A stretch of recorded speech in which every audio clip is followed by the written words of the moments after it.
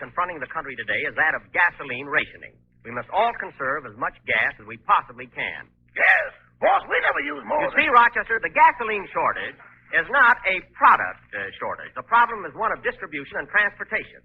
And it's up to us to get more miles out of every gallon of gas that we use. But, boss, your Maxwell gets over 80 miles to the gallon now. My car is an exception. Now, Rochester, even in the states where gasoline isn't rationed, people must cut their consumption to the minimum. But, Mr. Benny... They can do this by organizing their shopping to avoid unnecessary trips, driving under 40, and keeping their carburetors adjusted. That goes for us, too. So adjust our carburetor, Rochester. We don't have to, boss. We'll use it for a radiator cap. Well, put it back where it belongs. And remember, Rochester, we should all do our bit, because everybody is a part of this war effort. J-E-L-L-O. The Jell-O program, presented by Jell-O and Jell-O Pudding, starring Jack Benny, with Mary Livingston, Phil Harris, Dennis Day, Rochester, and yours truly, Don Wilson. The orchestra opens the program with Salute to Gardner Field.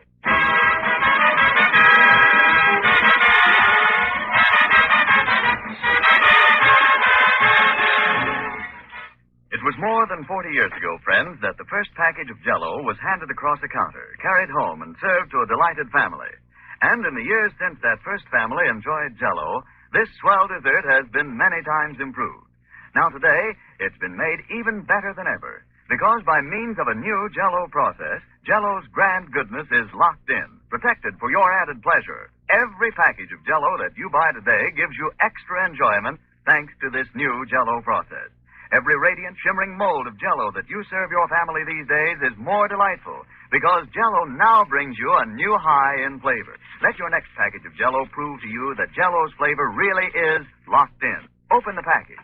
Notice that there's no telltale aroma, no sign of escaping flavor. Then dissolve the Jell-O, and out will come Jell-O's captive flavor in a rush of richness. Get Jell-O tomorrow. Its flavor is locked in, so it's extra good.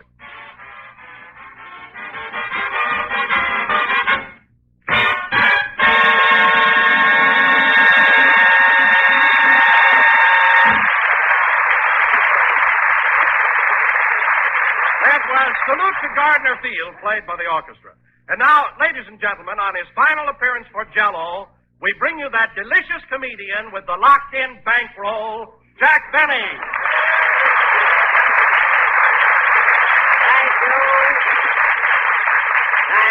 Thank you. Jell-O again. This is Jack Benny, Jell-Oing again for the last time. Next season, it'll be Grape Nuts Flake. And, Don, I guess you've got a right to be silly on our final broadcast. After 35 weeks, I'm a little slap-happy myself. You're right, Jack. People don't realize how strenuous radio can be. I tell you, I'm worn to a frazzle. Well, Don, you're the biggest frazzle I ever saw. Anyhow, we've got a very important sketch tonight, so let's get started. Is everybody here? I am. I don't know about Dennis. I'll go up and get him. You're here now. Say, where's Phil, our proud father? He's over in the corner practicing. Practicing what? Making three-cornered pants with his handkerchief. Oh, yes. Hey, Phil, come over here. Okay, Jack, I'll be right with you. And take those safety pins out of your mouth. My goodness, you're certainly getting domestic all of a sudden. Now, fellas, the reason I wanted you here early tonight is because we're going to do a very important sketch. A cavalcade of 8 years with Jell-O. Gee whiz, Mr. Benny, have you really been 8 years with one product? That's right. Remember when you first started out, you had 8 products in 1 year? They hated me then. No kidding, Jackson. Did you have 8 different jobs your first year in radio? Yep. I went on the air for Bixby's Biscuit Batter, Belcher's Buggy Whip, the You Walk Up and We'll Come Down Clothing Company, Happy Hour Auto Courts Incorporated, Corrigan's Classy Corned Beef, the Easy Pull Zipper Company, and Moxley's Mucilage. Those were the days. Moxley's mucilage. I use that all the time on my hair. Mucilage? On your hair? Yeah, mine's not going to fall out like yours did, by golly. Now, wait a minute. Mine hair didn't fall out. It was pulled out by a beautiful waitress in Lincoln, Nebraska. You want to know? Well, let's get going with our big production, fellas, so everybody pay attention. You too, Dennis. Okay, hold my grunion. Put that fish back in your pocket. And now, ladies and gentlemen, since this is our final appearance for good old Jell-O, we have prepared a cavalcade of 8 happy years with America's favorite gelatin dessert. Some of the highlights which we hope you will remember. Take it, Don Wilson.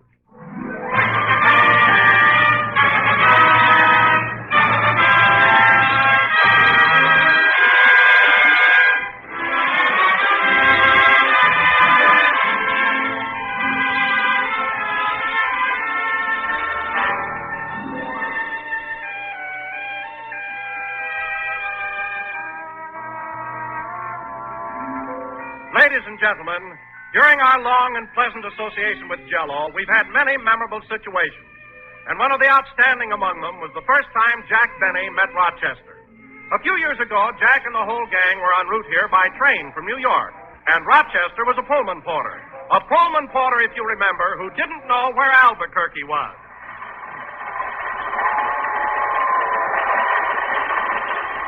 Oh, gee. They were a long trip. Say, Jack, look out the window. They sure dress funny here in Hollywood. Those are Indians. This is New Mexico. Oh. Hey, Porter. Porter. Yes, sir. What time do we get to Albuquerque? What? Albuquerque. I don't know. Do we stop there? Well, certainly we stop there. My. I better go up and tell the engineer about that. Yes, do. What's the name of that town again? Albuquerque. Albuquerque. What they going to think of next? Albuquerque is a town. You better check on that. I know what I'm talking about. Now, how long do we stop there? How long do we stop where? In Albuquerque. There you go again.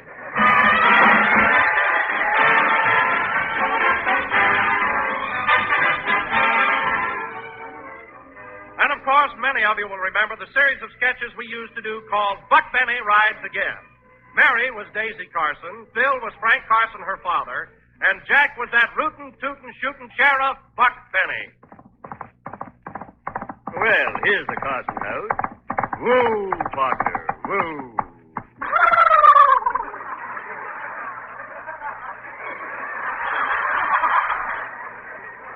Steady now. Here's an oak to chew while I'm gone. Thanks very much. I got a talking horse, and vaudeville has to be dead. I hope Daisy's home. Come in. Hello, Daisy. Hello, tall, dark, and bow-legged. Well, gal, you wouldn't exactly have any trouble straddling a barrel yourself.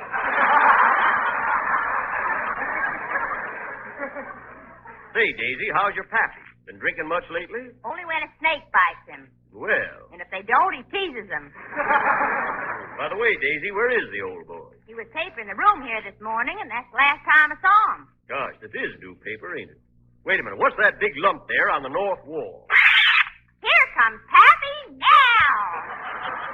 Hello, Frank. Hello, Buck. Is the blackout over? What blackout? You papered yourself on the wall. Now listen, Frank. I hear them rustlers stole some of your cows again last night. How many do you figure they got? I don't know. Well, look out the window there and tell me how many head of cattle you got left. Can't tell you, Buck. They're facing the other way. Then let it go. Well, don't worry, Frank. I'll find them cattle before the sun goes down. Buck Benny rides again.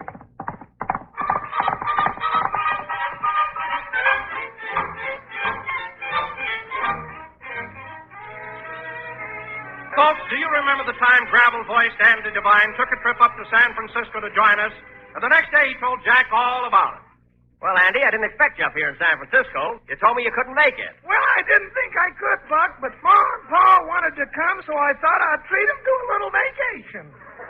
Oh, what did you do? Motor up? No, we took the night train. Ma slept in the lower berth, and Pa and me shared the upper. Well, two of you in an upper berth. You must have had trouble getting undressed. Undressed, we couldn't even get our hats off. That must have been awful. Well, we wouldn't have minded that so much, but our dog wouldn't get off the pillow. Oh, your dog was in there, too. My goodness. Yeah, she sure picked a fine time to have pup. Oh, for heaven's sake.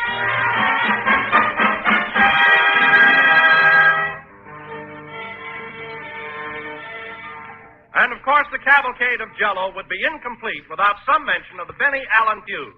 It all started when Fred Allen accused Jack Benny of being unable to play the bees. On one of our most memorable programs, it occurred when Jack explained how he had once saved Fred's life years ago in vaudeville.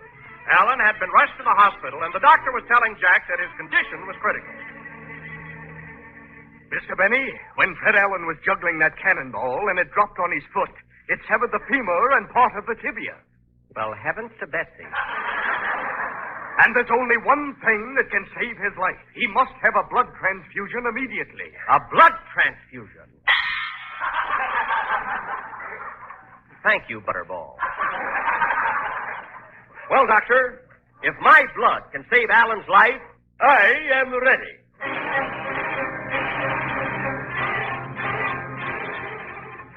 Are you ready, Miss Stewart? Yes, Doctor. Then hand me that ice pick. Wait a minute, don't I get an anesthetic for this? Yes. Oh, nurse, fan Mr. Benny with a herring. You do, I'll snap at it. Make it quick, Doctor. All right, I'll just tap this vein here and attach a hose to it. Go ahead, Doctor. I'm not afraid. I'm in awful pain now, folks. See what I went through for that rat? There we are. All right, Miss Stewart, open the valve and draw the blood. Yes, Doctor.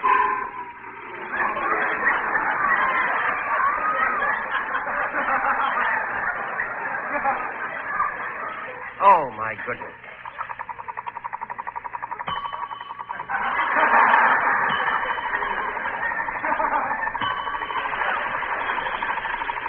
Hey, shut me off! That's not ketchup, you know.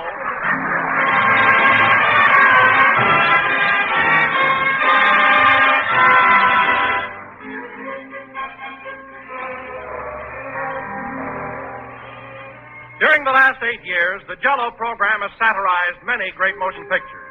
And one of the most successful of these parodies was Lost Horizons, in which Jack played Ronald Coleman's part, that of a man who had found Shangri-La. Remember the scene where Jack met the Grand Lama? Come, my boy, it's growing late, and I've promised to present you to the High Lama. He's 900 years old. 900 years old. Isn't he awful wrinkled? No, we have him pressed once a week.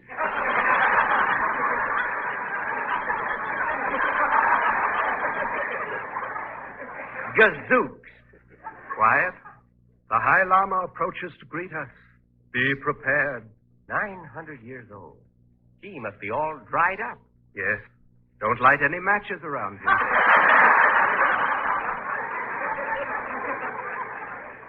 Oh, boy, am I nervous. He will not harm you, my son.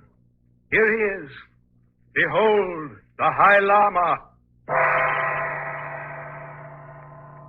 Your Excellency, I beg to present Jack Benny. Your Excellency. Hello, friends.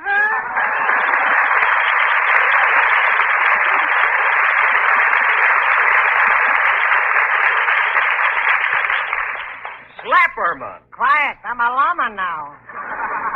Well, tell me, Slap, how are you doing in Shangri-La?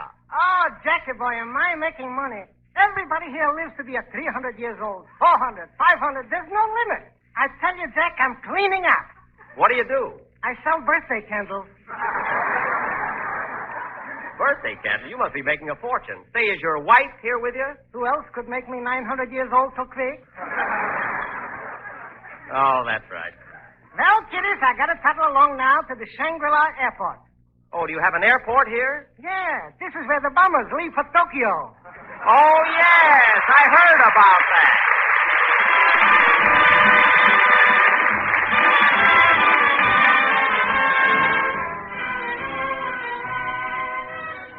About 3 years ago, a young man named Dennis Day joined the program. Dennis didn't say much in those days. His mother handled most of the conversation. Perhaps you remember his first appearance. Well, how do you do, Mrs. Day? Come right in. Thank you. Come along, Dennis. Well, I'm glad you found the studio all right. Did you take a cab like I told you to? Yes, it was $1.65. Here's the slip. Oh. Oh, well, I don't mind. Then smile.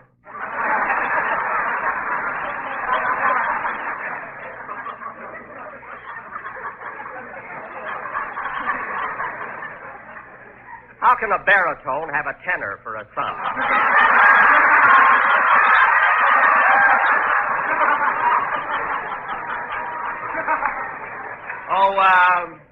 Mrs. Day, I want you to meet the,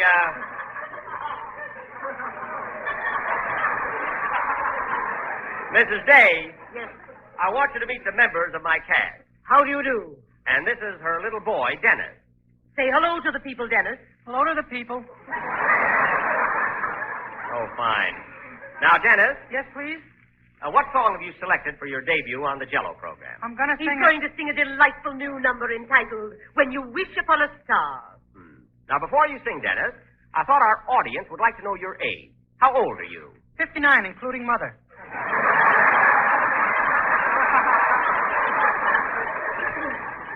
Well, that's not what I meant, but let it go. Now, go ahead, Dennis. We're all anxious to hear you. This is the microphone. How do you do? Right. My, you are nervous. Go ahead, kid. Now remember, Dennis, breathe deeply. Yes, mother. Don't forget the words. No, mother. And come here. Let me fix your tie. Oh, don't bother, Mrs. Day. You know, this isn't television.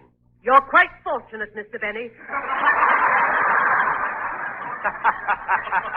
Very good, Mrs. Day. Sing, Dennis. Oh, boy, I'd like to give her a hot foot. When you wish upon a star, makes no difference who you are. Anything your heart desires will come to you. Like a bolt out of the blue, they stepped in and sees you through. When you wish upon a star, your dream comes true.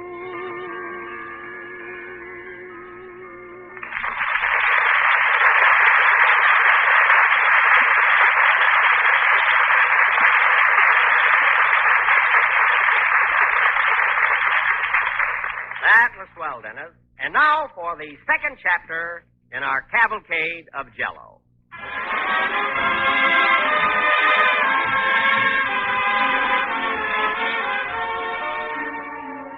I'm sure, ladies and gentlemen, most of you remember the letters and telephone calls that Mary used to get from her mother. One of the most amusing of these calls occurred about 4 years ago when... I'll take it. Hello? Who? Plainfield, New Jersey? That must be for you, Mary. Oh, gee, I'll bet it's Mama. Yeah, Tugboat Annie is on the wire. Oh, hello, Mama. Gee, this is a surprise. What? You've been listening to the program? How is it? Oh, it does?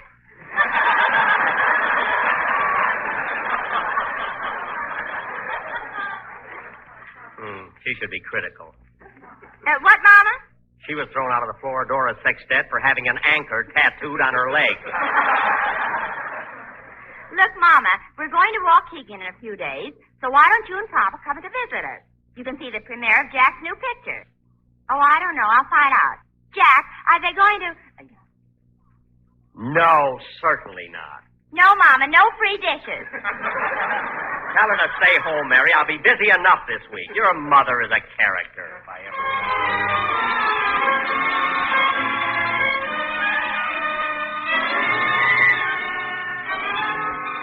And here, ladies and gentlemen, is a routine which I'm sure all of you will remember. The quiz kids were on the show at the time, and right in the middle of it, Rochester called up with startling news. Here it is. What about my polar bear, Rochester? What's Carmichael done now? Well, he was supposed to be sleeping in the basement, and the gas man went downstairs to read the meter. Yes? And all of a sudden, it sounded like feeding time at the zoo. Oh, my goodness. Well, what happened to the gas man? I don't know, but I doubt if we get a bill this month. Now, that's silly. Carmichael wouldn't hurt a fly. He was just playing, that's all. Yeah, but where's the man? Stop being so pessimistic. Now, look, I forgot to feed Carmichael this morning, and he must be pretty hungry. Uh-huh. So give him some roast beef out of the icebox. Uh-huh. But don't let him eat too fast. This is his first meal today. His second meal. Where's the man? Forget about the gas man. Forget about him.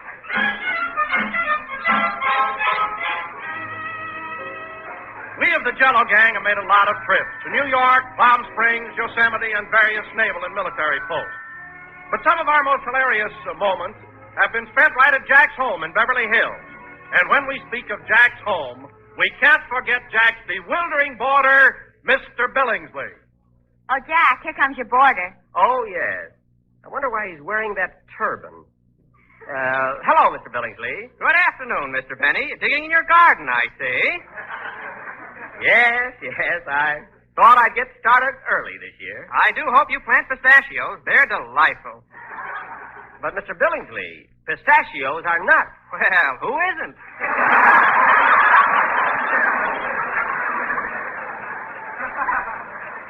Oh, I didn't look at it quite that way. Well, goodbye, Mr. Benny. I'm going out for a little stroll. Goodbye. Oh, by the way, Mr. Billingsley, you look just like a Hindu.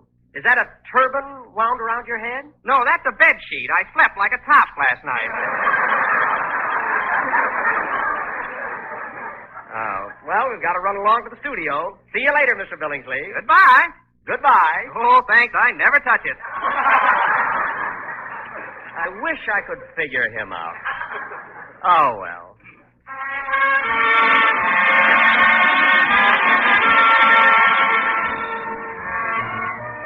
And, folks, one episode which many of you will remember and which I personally will never forget was the time I invited Jack over to my house to meet the little woman. But unfortunately, I forgot to telephone her ahead of time. And for weeks afterward, Jack kept saying to me, Call her up, your wife. Call her up, I said. If I said it once, I said it 5 times. Let's not barge in on the little woman. But no, you had to be a wise guy. Call her up, I said. Call up the little woman.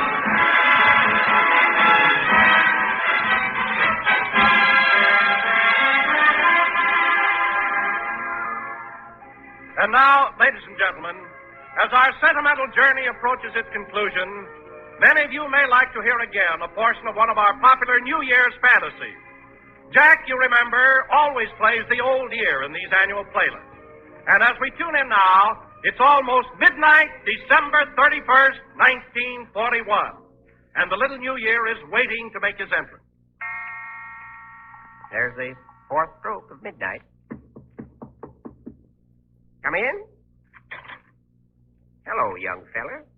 Are you the little New Year? This ain't a sarong I'm wearing. That's good. You're going to need a sense of humor, kid. Come on in. I want you to meet Uncle Sam and his wife, Columbia. Glad to know you, folks. Hello, Sonny. Hiya, Bub. Make yourself to home. Well, son, I hope you brought some good things with you. You'll like staying in this house. It's the finest home on the block. Oh, I'm glad to hear that. Well, you better be moving along, old-timer. I've got work to do. Yep. Might as well be moseying along. But before I go, I want to give you a little advice. First, take good care of Uncle Sam here. Let him get mad when he wants to, but see that he don't fly off the handle. Them gall-darn pests. See what I mean? And take care of his friends, Mexico and Brazil, and all his good neighbors in the South, too. And don't forget that Dutch uncle of his. Leave it to me, old-timer. And look, you may have to put out the lights here in the house once in a while, but see that torch at the front gate is always burning. And say, before I forget it, Uncle Sam's got a nephew named Franklin that's taking mighty good care of the old boy. Ain't he, Sam? You darn toot. So keep an eye on him, son, and give him all the help you can. Franklin, huh? I'll write that down. As long as you're writing down names, here's another one for you. Put down Winston. Winston? Yep. Franklin and Winston. What are these two fellows' last names? Ain't necessary, son. Everybody knows them. Anyone else? Well, let's see. You can put down Chiang Kai-shek and Marshal Timoshenko. Nice fellas, believe me, they're just as tough as they are to pronounce. I know there's a lot more of them, but Sam will give you the names later. Well, got to be leaving. So long, Sam. So long, old-timer. Here I go. So long, 41. So long, Columbia. Keep 'em flying.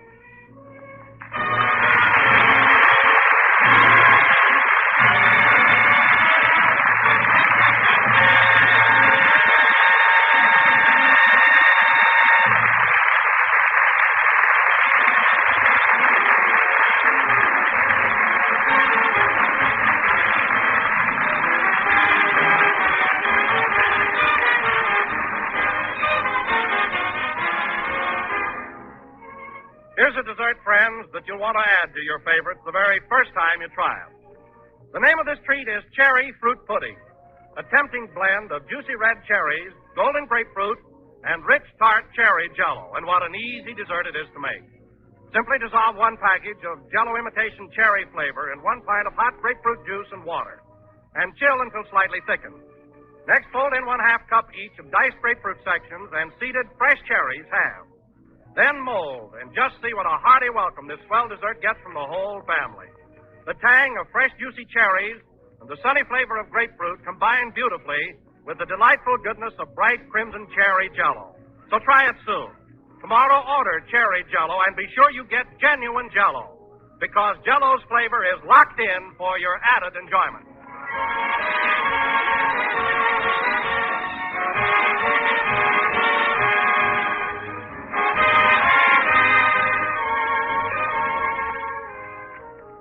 Well, folks, that was the last number of the last program that this gang is doing for Jell-O. And we'll be back on the air the first Sunday in October at the same time on the same network, but broadcasting for Grape Nut Flakes. In the meantime, have grape nuts for breakfast and Jell-O for dessert. Now, before I go, I'd like to thank all of our listeners, my cast, my sponsors, and my writers, Bill Morrow and Ed Boulogne, for their splendid cooperation and support. Good night, folks. See you in October.